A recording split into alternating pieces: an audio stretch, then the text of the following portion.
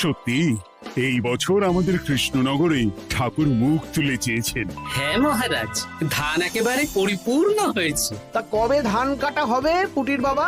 ধান তো একেবারে পেকেই এসেছে, সপ্তাহখানেকের মধ্যে ধান কাটতে হবে। বেশ বেশ, তাহলে তো ভালোই হলো। এই মাসের শেষের দিকেই তো নবাব বাহাদুরকে শস্যের খাজনা পাঠানোর কথা। হ্যাঁ মহারাজ, এবারে নবাব বাহাদুর খুশি হবে। ঠিক বলেছ গোপাল।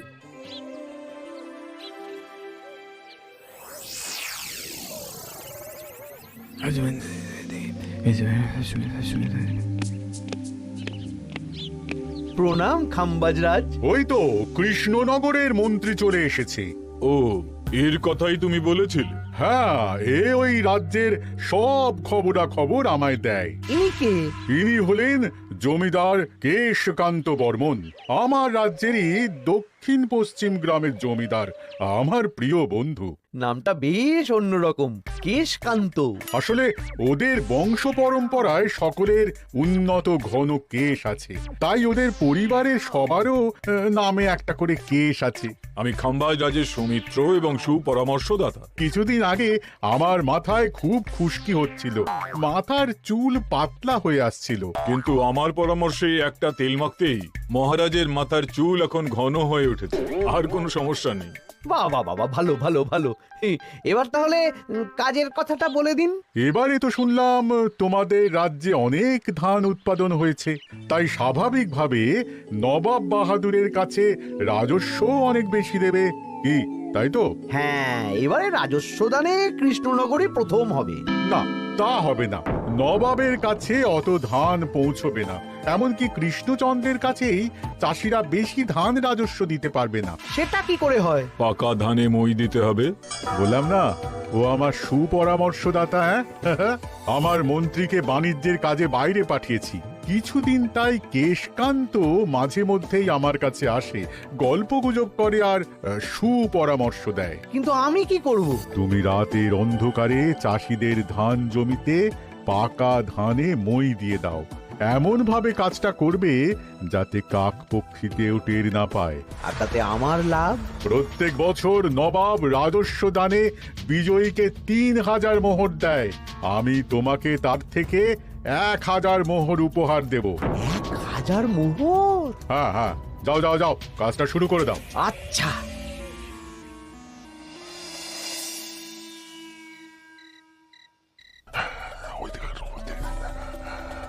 তাহলে আর দেরি কেন, মন্ত্রী মশাই কথা মতো কাজ শুরু কর। হ্যাঁ চল।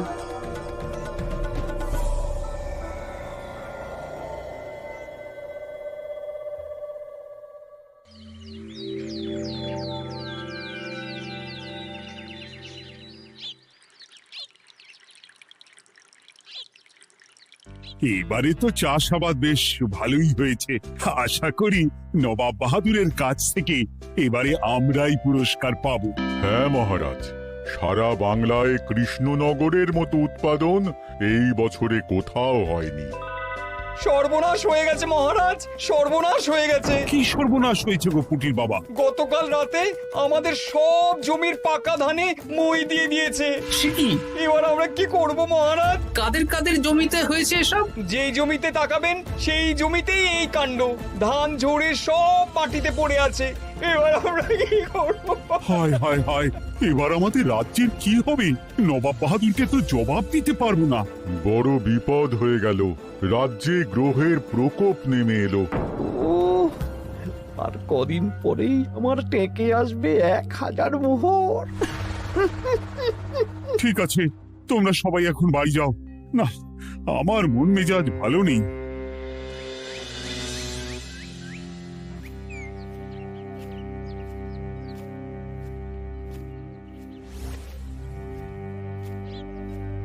ওগো, তুমি শুনেছো কি হয়েছে?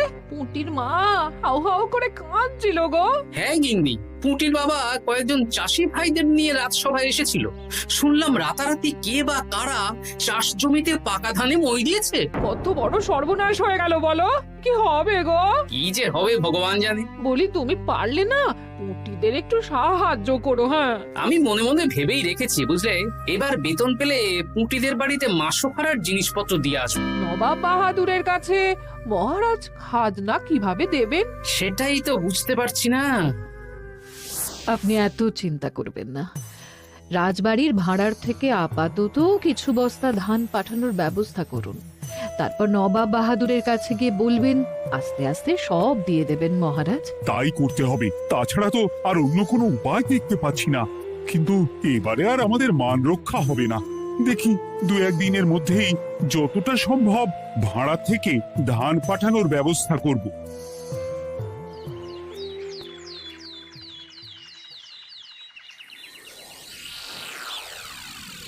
এই বছর 10,000 বস্তা ধান রাজস্ব এসেছে খাম্বাজ রাজ্য থেকে, 7,000 বস্তা ধান এসেছে বর্ধমান রাজ্য থেকে, আর মাত্র 100 বস্তা এসেছে কৃষ্ণনগর থেকে।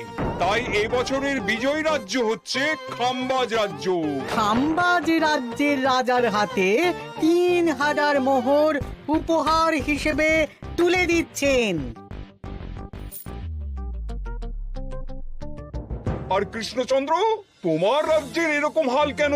এবারে আমাদের সমস্ত রাজ্যের পাকা ধানে কেউ বা কারা মই দিয়ে দিয়েছে। সেসব তোমার মাথা ব্যথা, আমার ধান কোথায়? 100 বস্তা ধান রাজস্ব, কম করে 800 বস্তা ধান রাজস্ব দেওয়ার কথা, কিন্তু তুমি তোমার কথার খেলাপ করেছো। এই বছর আমি নিরুপায় জাহাপানা। আমিও নিরুপায়। হয় তুমি আগামী 1 সপ্তাহের মধ্যে আমাকে 5,000 মোহর দেবে, নইলে কৃষ্ণনগরের সিংহাসন থেকে সরে যাবে। এত বড় শাস্তি দেবেন না নবাব বাহাদুর। আপনি অন্তত মাস 6 সময় দিন, আবার ধান চাষ করিয়ে আপনাকে প্রাপ্য ধান দেওয়া হবে। বেশি কথা বলছো কৃষ্ণচন্দ্র, তুমি 5,000 নয় 6,000 মোহর 1 সপ্তাহের মধ্যে দেবে। বেটা গোপাল বেশি পাকা, অত কথা বলতে কে বলেছিল? গোপাল, এটা তুমি কি করলে? হায় হায় হায়! সর্বনাশের সময় যখন ঘনিয়ে আসে, তখন বিপদের ওপর বিপদ এভাবেই আসে। আমার পাওনা। আরে এখন না, তোমাকে পাঠিয়ে দেব। ওই দেখুন, খাম্বাজ রাজের সাথে কথা বলছে। এখন বেশি কথা বললে কৃষ্ণচন্দ্র আর গোপাল সন্দেহ করবে। চলুন তো দেখি ওখানে গিয়ে কি কথা বলছে। কি কথা বলছো মন্ত্রী? মন্ত্রী আমায় বিজয় অভিনন্দন জানাচ্ছিল। বিজয় অভিনন্দন তো উপহার পাওয়ার সময় জানাতে পারতেন মন্ত্রী মশাই। যাই হোক, আপনাকে তো ঠিক চিনতে পারছি না। আমার নাম কেশকান্ত, আমি খাম্বাজ রাজ্যের দক্ষিণ পশ্চিম গ্রামের জমিদার। কেশকান্ত আমার বিশেষ বন্ধু। আপনার কেশ নিয়ে বেশ ভাব দেখছি। হ্যাঁ, ওই কদিন আগে তো খাম্বাজ রাজের মাথার চুল পাতলা হয়ে আসছিল, খুশকি হচ্ছিল আর কি। তো ওনার পরামর্শে একটা তেল মেখেই তো খাম্বাজ রাজের আবার ঘন কালো চুল ফিরে এসেছে। কেশকান্ত জমিদার হতে পারে, কিন্তু ওর অর্থনৈতিক অবস্থা তাবর রাজাদের থেকে অনেক ভালো। কয়েক হাজার বিঘা জমির মালিকও, তার সাথে চুলের তেলের ব্যবসা করেও হাজার হাজার মোহর রোজগার করে। এই, এখন চুল নিয়ে চুলোচুলি না করে চলো কৃষ্ণনগরে ফিরি। এমনিতেই মন মেজাজ খারাপ, 1 সপ্তাহের মধ্যে আবার 6,000 মোহর জোগাড় করতে হবে। হ্যাঁ, চলুন চলুন।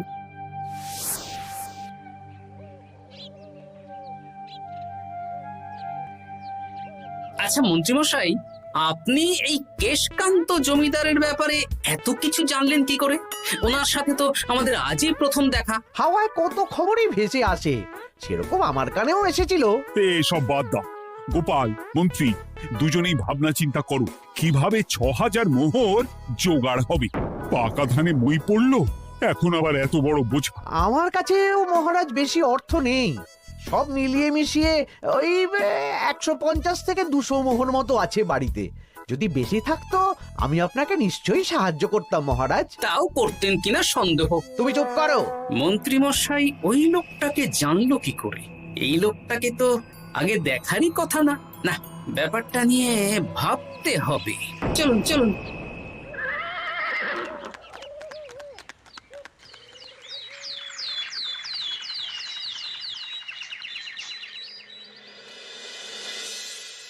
বুঝলে গিন্নি, 1 সপ্তাহের মধ্যে মহারাজকে 6,000 মোহর জোগাড় করতেই হবে, নইলে সিংহাসন ছাড়তে হবে। এখন কিন্তু আমাদের উচিত মহারাজের পাশে দাঁড়ানো। কিছু ভেবেছো কি? আপাতত আমার বিয়েতে পাওয়া আংটি বন্ধক রাখবো, আর তুমি যদি হ্যাঁ হ্যাঁ, আমার যে দুটো গয়নাগাটি আছে ওগুলো বন্ধক রাখো, পরে আস্তে আস্তে ছাড়িয়ে নেবক্ষণ। দেখি বাকি সভাসদদেরকেও বলবো, যে যতটা পারে, তারপর ভগবানই ভরসা।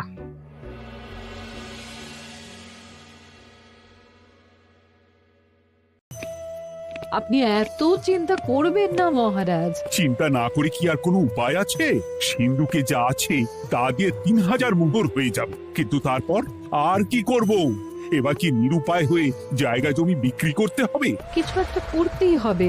আপনি গোপালকে একবার বলে দেখুন, প্রত্যেকবার যখনই বিপদে পড়েছেন তখন গোপালই আপনাকে বাঁচিয়েছে। দেখি আগামীকাল রাজসভা শুরু হওয়ার আগে গোপালের সাথে ব্যাপারটা নিয়ে আলোচনা করব।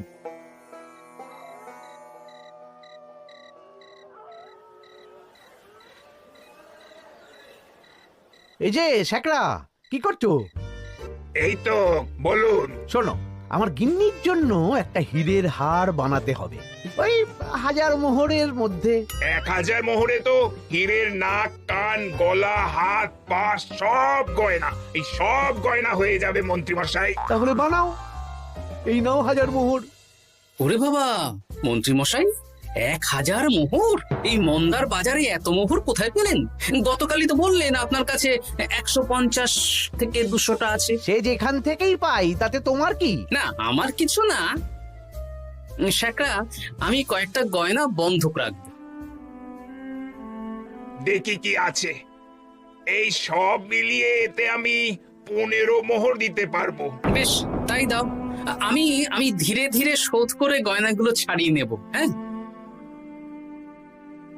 মন্ত্রীর ব্যবহারগুলো বেশ সন্দেহজনক লাগছে। দেখি গুপ্তচরকে কাজে লাগাতে হবে, মন্ত্রীর পিছনে ছায়ার মতো লেলিয়ে দিতে হবে।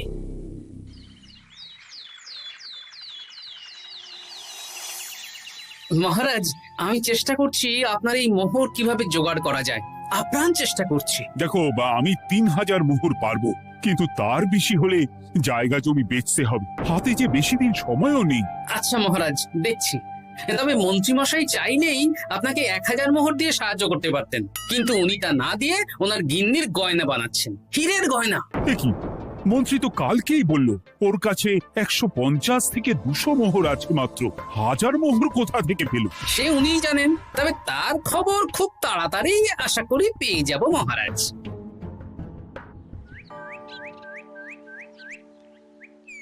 কাজটা একদম ঠিক করলেন না মন্ত্রী মশাই। আপনার কথা শুনে আমরা সবার জমির পাকা ধানে মই দিলাম, কিন্তু আমরা একটা পয়সা পেলাম না। আপনি যে এই কাজ করার জন্য খাম্বাজ রাজার কাছ থেকে ওই 1000 মোহর উপহার পেলেন, সেটা দিয়ে গিন্নির গয়না বানাতে দিলেন, কিন্তু আমাদের বেলায় লবডঙ্কা। তোদেরকেও দেবো, একটু সবুর কর, আগে গিন্নির মাথাটা ঠান্ডা করি।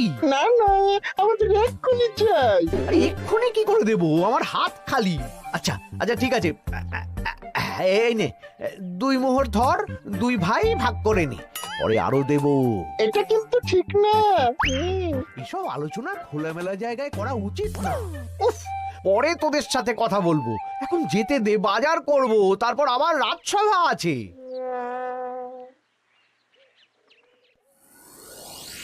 আচ্ছা, এই ব্যাপারটা মহারাজকে আর গোপাল দাদাকে জানাতে হবে।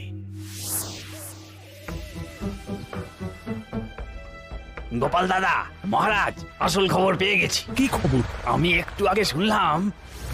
কাজটা একদম ঠিক করলেন না মন্ত্রী মশাই। আপনার কথা শুনে আমরা সবার জমির পাকা ধানে মই দিলাম, কিন্তু আমরা একটা পয়সা পেলাম না। আরে তোদেরকেও দেবো, একটু সবুর কর। মন্ত্রী, আমি না তোমাকে বেরেই ফেলবো।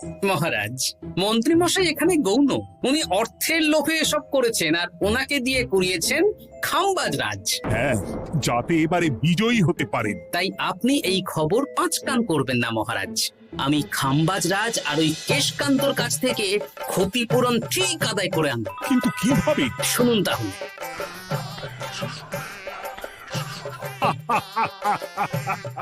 দারুণ বুদ্ধি। তাহলে এখন আসি মহারাজ, কাউকে কিচ্ছু বলার দরকার নেই। আপনি শুধু আগামীকাল সন্ধেবেলা খাম্বাজ রাজের দরবারে চলে আসুন, পারলে নবাব বাহাদুরকেও সঙ্গে করে নিয়ে আসুন। হ্যাঁ,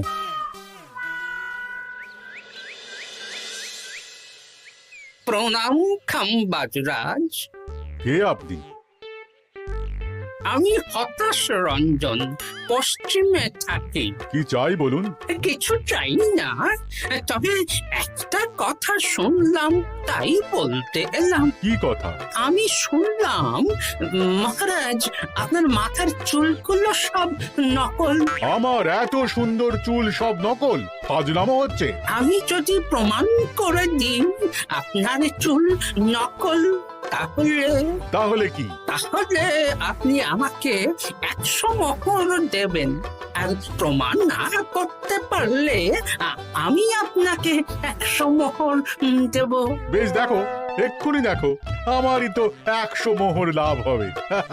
এখন না, এখন না, আজ সন্ধেবেলায়।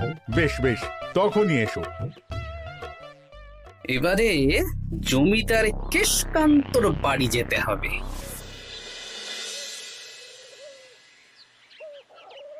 জমিদার মশাই বাড়ি আছেন? কে মশাই আপনি? আমি হতাশ রঞ্জন, পশ্চিমে থাকি। আমি বিশাল ক্ষমতাশালী লোক। কিসের ক্ষমতা? আমি রাজরাজাদের মারধর করি, চুল ধরে টানি, শাস্তি দিই। এসব কি উল্টো পাল্টা বলছেন? খাম্বাজ রাজ আপনার বন্ধু না? হ্যাঁ, প্রিয় বন্ধু।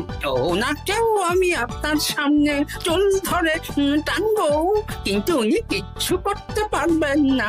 উনি আপনাকে শুলে চড়াবেন। কিছুই করতে পারবেন না, বললাম না আমি বিশাল ক্ষমতাশালী লোক। বিশ্বাস হচ্ছে না তো? তাহলে বাজি ধরুন, 10,000 মোহরের বাজি।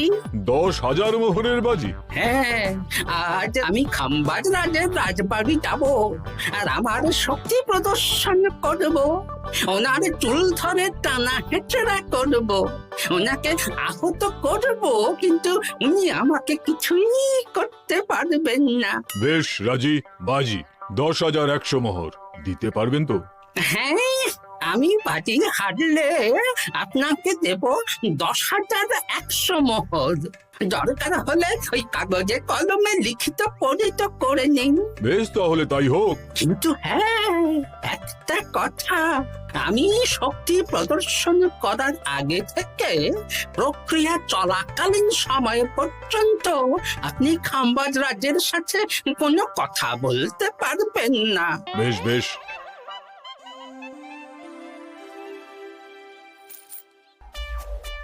তাহলে শুরু করি? শুরু করো। এবার আমি প্রমাণ করেই ছাড়বো।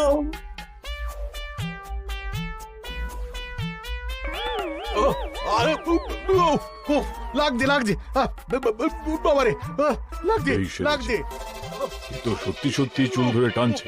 লাগছে লাগছে, বাবারে, বাবা। ওরে বাবা রে বাবা, কি শক্ত! এ কি, খাম্বাজরাজ কিছুই তো বলছেন না? তাহলে কি আমি হেরে গেলাম? না না খাম্বাজ রাজ, আমার ধারণা ভুল, যা শুনেছি তাও ভুল।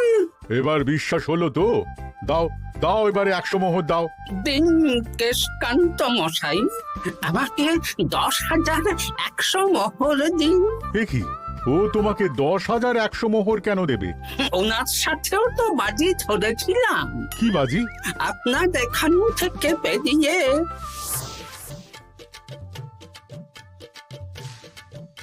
এবারে দিন তো দেখি, সব কাগজ কলমে লেখা আছে। এই নাও। হায় হায় হায় হায়। সাবাস গোপাল, সাবাস, তুমি আমার মুখ রক্ষা করেছো। গোপাল, কৃষ্ণচন্দ্র, নবাব বাহাদুর, আপনারা?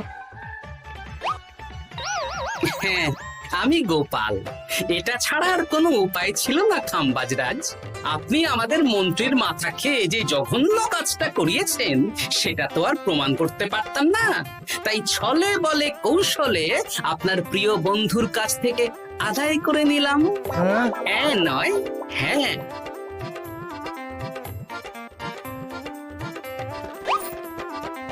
এই নিন মহারাজ। এতে কত মোহর আছে? 10,100 মোহর। এর থেকে 100 খাম্বাজরাজকে দিন, 6,000 নবাব বাহাদুরকে, আর বাকিটা আপনার কাছে রাখুন। এত ধান নষ্ট হলো। কৃষ্ণচন্দ্র আমাকে সবটা বলেছে, আর ওর মন্ত্রীকেও নিয়ে এসেছি। ধোলাই খেয়েই সব বলে দিয়েছে। এই কে আছো? কৃষ্ণনগরে মন্ত্রীকে নিয়ে এসো।